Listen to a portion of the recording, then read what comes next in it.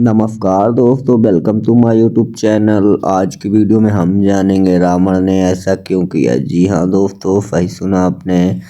रावण ने ऐसा क्यों किया। रावण ने बाली की पत्नी के साथ संभोग क्यों किया है और किस कारण किया, इसके बारे में फुल वीडियो लेके आ चुका हूँ। मेरे साथ बने रहिए और ये जानने के लिए मेरे साथ बने रहिए। और जो भी व्यक्ति मेरे वीडियो पे नया है, वीडियो को लाइक, चैनल को सब्सक्राइब करना बिल्कुल ना भूले। तो बने रहिए मेरे साथ और आइए वीडियो शुरू करते हैं बिना किसी देरी के साथ। आखिर रावण ने क्यों मनाया था बाली की पत्नी के साथ शारीरिक सुख और हुआ एक महान योद्धा का जन्म। बाली की वरदानी शक्ति दिन ब दिन बढ़ रही थी। इसका मुख्य कारण उसकी तपस्या और पूजा पाठ ही था। बाली सुबह शाम ऋषियों की तरह संध्या वंदना किए बिना अपना दिन या रात शुरू नहीं करता था। वह जब किसी शत्रु का वध करता था तो फिर उसके बाद उस पाप निवारण के लिए तपस्या भूले बिना करता था।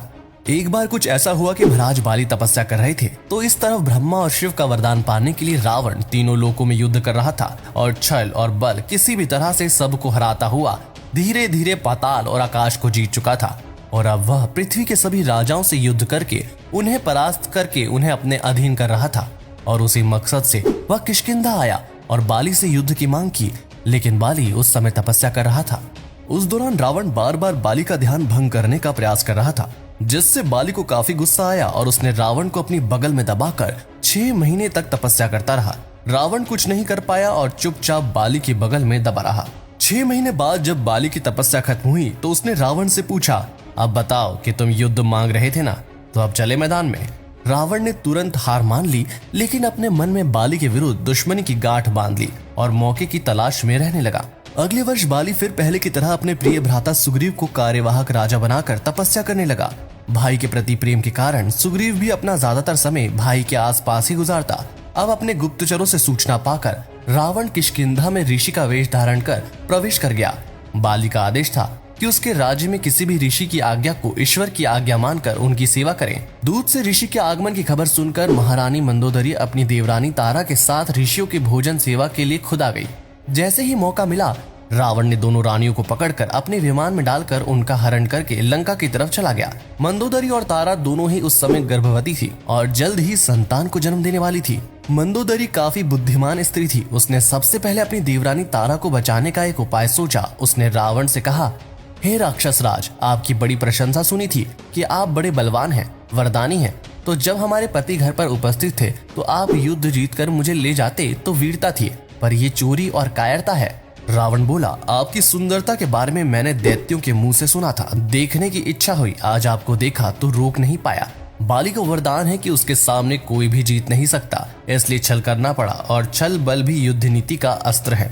मंदोदरी ने पूछा कि अगर तपस्या से लौटने के बाद बाली तुमको और तुम्हारे परिवार, प्रजा, सेना पर आक्रमण करके तुमको मार डालेगा तो क्या करोगे? दोनों ही राज्य के कितने सारे निर्दोष लोग मारे जाएंगे, क्या इसकी तुमको कोई चिंता नहीं या भय नहीं है? कौन बचाएगा? रावण बोला कि तुम जैसी सुंदरी अगर कुछ माह के लिए मेरी पत्नी रहे और उसके पश्चात मेरी मृत्यु भी हो जाए तो कोई बात नहीं, मैं तुम्हारे बिना नहीं रह सकता। इस पर मंदोदरी ने कहा कि अगर बीच का रास्ता निकाला जाए तो दोनों राज्य के निर्दोष लोग मरने से बच सकते हैं, तुम और बाली दोनों बच सकते हो। रावण बोला, मैं तैयार हूँ।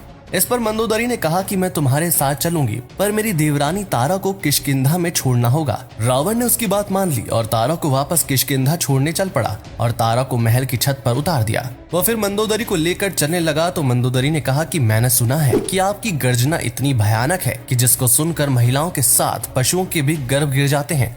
रावण ने कहा, यह सच है? तो मंदोदरी बोली कि मैं वो गर्जना सुनना चाहती हूँ। रावण ने बड़ा अट्टहास्य किया कि जिसके कारण पूरे ब्रह्मांड में आवाज गूंज गई। इतनी भय आवाज से रानी मंदोदरी का गर्भ गिर गया और उनका पुत्र समय से पहले ही पैदा हो गया। ये मंदोदरी का दूसरा त्याग था और अपने और बाली पुत्र की रक्षा करने का बुद्धिमानी पूर्ण फैसला था।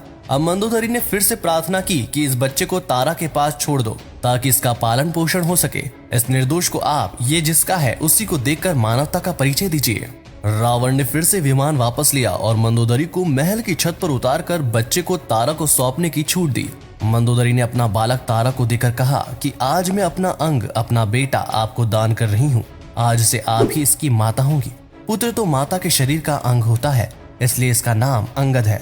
अब मुझे अपने राज्य, आपको और अपने पुत्र को बचाने के लिए रावण के साथ जाना होगा। ऐसा कहकर वह रावण के साथ लंका चली गई। रावण ने मंदोदरी से गंधर्व विवाह करके उसे लंका की महारानी बना दिया और उसके बाद मंदोदरी रावण से गर्भवती हो गई। तो दोस्तों, हम उम्मीद करते हैं कि आपको पता चल गया होगा कि बाली की पत्नी मंदोदरी कैसे बनी रावण की पत्नी।